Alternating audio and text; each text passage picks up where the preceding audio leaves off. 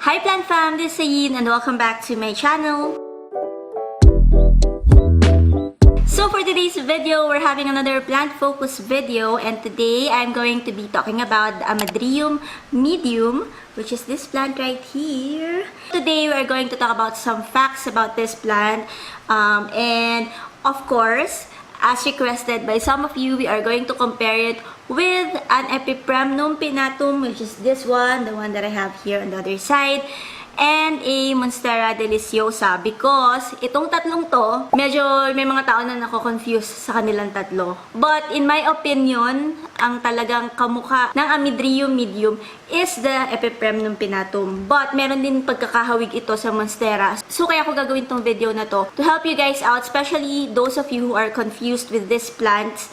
So we will talk about some facts. We will compare them. I'll tell you guys what are their similarities and differences.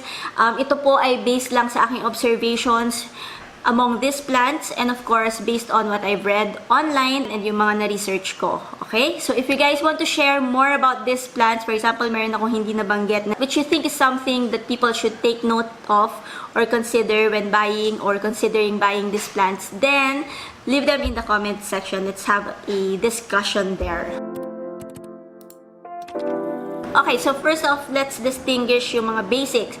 So, ano bang plant family belong ang AMYDRIUM MEDIUM? So, the AMYDRIUM MEDIUM or the AMYDRIUM genus is part of the Araceae family. Same family sila ng EPIPREMNUM PINNATUM and ng Monsteras. Okay, so ang AMYDRIUM, the main genus of the AMYDRIUM MEDIUM is considered a flowering plant or an angiosperm. Just like the EPIPREMNUM aureum, which is the pothos plant, di ba nabanggit ko sa inyo na ito pala ay originally a flowering plant. There are different types of AMYDRIUM. Guys, wait lang, disclaimer lang ako. In case na mamali ko yung sabi, kasi so minsan baka may mali ko siyang masabi, but it's AMYDRIUM MEDIUM. Okay, AMYDRIUM. Okay, baka lang may mga times na mali yung pagkakabigkas ko, so pagpasensyahan nyo na. But anyway, as mentioned, merong iba't ibang klase ng AMYDRIUM plants. Merong daw tinatawag na AMYDRIUM hyaenis, AMYDRIUM humile, AMYDRIUM MEDIUM, which is this one nga, AMYDRIUM sinensis, and AMYDRIUM zipelianum. Okay, but of course, the focus of our video today is the AMYDRIUM MEDIUM kasi ito lang naman yung meron ako. So, moving forward, according to my research, a subfamily of the AMYDRIUM is the Monstera family, also known as Monsterae. Hindi ko alam kung ganun siya basahin. Ilalagay ko siya sa screen as per usual, which means that this is really a close relative of a Monstera, which probably explains why it looks like a Monstera. Well, hindi naman super look-alike, but may pagkakahawig talaga siya sa Monstera, yung kanyang leaf design. Okay, so, saan nga ba native ang mga AMYDRIUM? AMYDRIUM is a native of Southeast Asia, and ang AMYDRIUM MEDIUM, this is specifically known to be distributed in countries like Indonesia, Brunei, Malaysia, Myanmar, Philippines, and Thailand. So yes, meron akong kodigo dito kasi hindi ko makabisado. But yan, yun daw yung, dun daw sa mga countries na to madalas nakikita ang AMYDRIUM MEDIUM. Alright, so ang AMYDRIUM MEDIUM, it is considered a perennial plant. So ano nga ba ang perennial plant? Perennial plants are those plants that have the ability to regrow every spring or every kung kailan yung growing season sa kung saan kayo nakatira.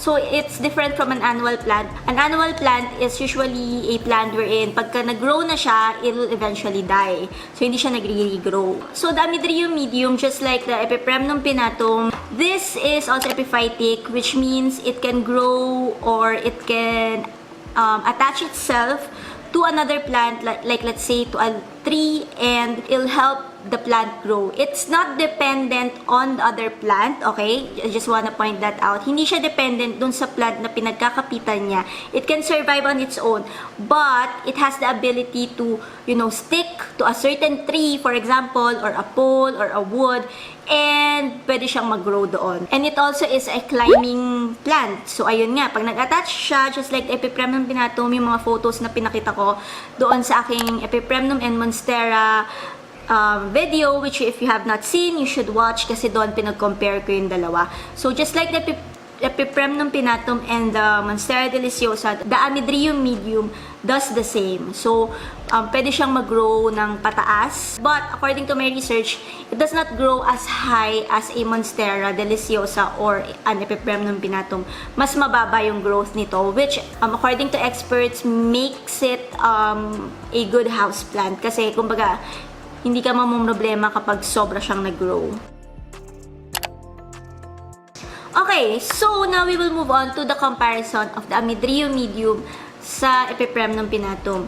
First off, right off the bat, ang masasabi kong main difference nila is their splits, okay? Mas malalaki yung gaps ng splits ng AMYDRIUM MEDIUM, which hopefully mapakita ko sa inyo na hindi siya nababali. But ayan, kita nyo, mas malalaki yung kanyang splits. Siguro ito, mga 2 inches ito. Ayan.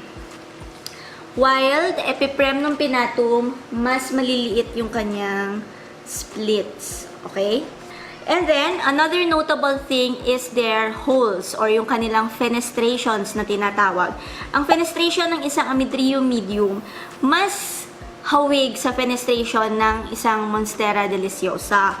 Okay? Mas malalaki siya. See that? Ayan, yung holes niya. Diba? Malalaki. This one. Okay? And the holes are near the center. Talagang malapit siya sa gitna. Okay? While ang holes ng EPIPREMNUM PINNATUM are smaller. Nasa gitna rin siya na part. Usually dito makikita yan. But they are much smaller than the fenestrations of an AMYDRIUM MEDIUM. Another notable difference nila is the texture of the leaves. Okay? To the touch, the AMYDRIUM MEDIUM, mararamdaman mo na meron siyang specific texture. Like, you will feel yung kanyang veining or yung kanyang mga veins sa leaves. While the EPIPREMNUM PINNATUM, it's smoother, kumbaga. Same with Monstera Deliciosa. Monstera Deliciosa, mas smoother yung kanilang leaves, okay? But the most notable thing or difference na masasabi ko between an AMYDRIUM MEDIUM and EPIPREMNUM PINNATUM is yung klase ng kanyang veining, kumbaga, or venation, tinatawag. So, ang AMYDRIUM MEDIUM, ang kanyang venation or yung kanyang veining sa kanyang leaves ay tinatawag na reticulate venation. So, ano nga bang reticulate venation? Ito yung klase ng mga lines or veins sa leaves na para siyang, yung pagkakadisperse sa kanya, ang description na sinasabi nila, it's like a spider web. Or makikita mo na yung pagkakadistribute niya sa leaves, talagang nag-i-intersect sila, ganyan. May parang network of veins kang makikita. It's different from the veins na makikita mo sa, let's say, sa EPIPREMNUM PINNATUM, because sa EPIPREMNUM PINNATUM, parallel lang siya. So, parallel venation lang siya. Isang diretsyo, line lang siya. Okay? Wala kang makikitang ganyan-ganyan. Diba? So, ayun. For me, yun yung pinaka-difference nilang dalawa. Now, meron akong mga nakikitang, nilalagay nila it's an AMYDRIUM MEDIUM online, pero yung mga nakita kong picture is parang mas kita yung texture niya, mas makapal, and mas para siyang, yung texture niya is like the texture of a crocodile fern. Now, I think that's a different kind of AMYDRIUM pa. But the AMYDRIUM MEDIUM na ito, yung meron ako, the mature form, mararamdaman mo rin yung kanyang veining kapag hinawakan mo, and makikita mo rin talaga ng close-up. So, papakita ko naman sa inyo guys. Pipicturean ko to the best that I can para makita nyo yung difference nila. Ayun, okay, naisip ko na. Yung reticulate venation, it's like a spider web and also a net. So, pag nakita kayo ng net, ano yung itsura ng net, parang ganun siya dito sa leaves. Yun yung makikita ninyo.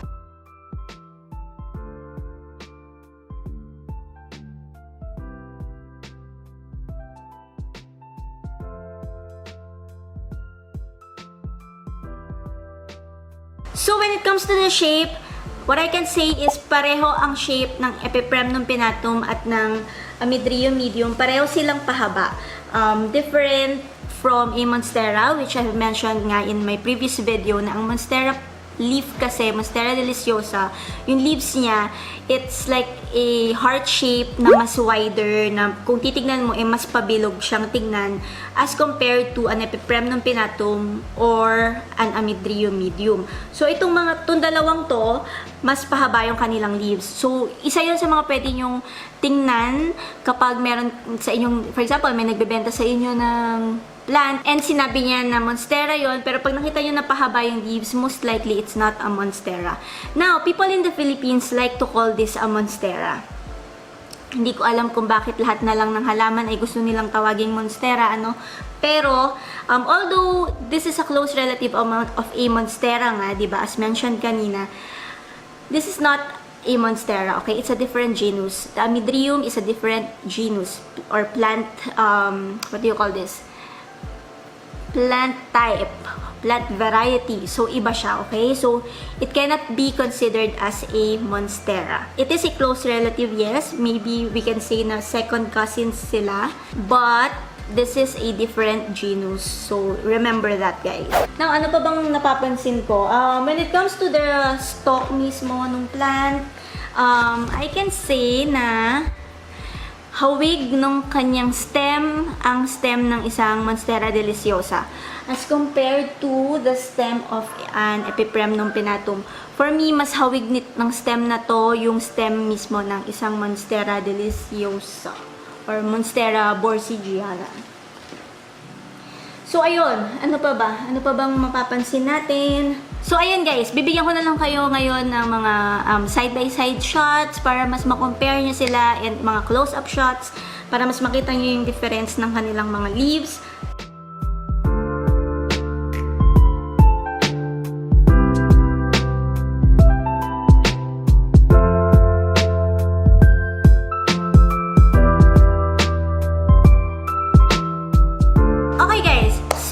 Differences na sinabi ko kanina and similarities, yun ay concerning the leaves of a mature AMYDRIUM MEDIUM and a mature EPIPREMNUM PINNATUM and Monstera Deliciosa. So, it's another topic when it comes to the juvenile form of the AMYDRIUM MEDIUM. Ang juvenile form, AMYDRIUM MEDIUM, marami ang nako-confuse din dito because this one actually, it looks more like a young Monstera Deliciosa, except that meron na siya kagad na splits.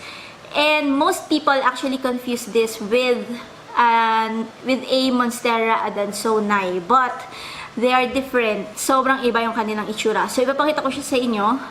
I have here a juvenile or a younger form of an AMYDRIUM MEDIUM. So, madumi yung leaves, hindi ko na nalinis, but ito siya, guys. So, ayan siya. Meron na siya agad mga holes, meron siyang or fenestrations, and meron na siyang splits. Okay, so ito yung isa pa. I forgot pala to mention also that people are also confused between this and a Rhaphidophora tetrasperma.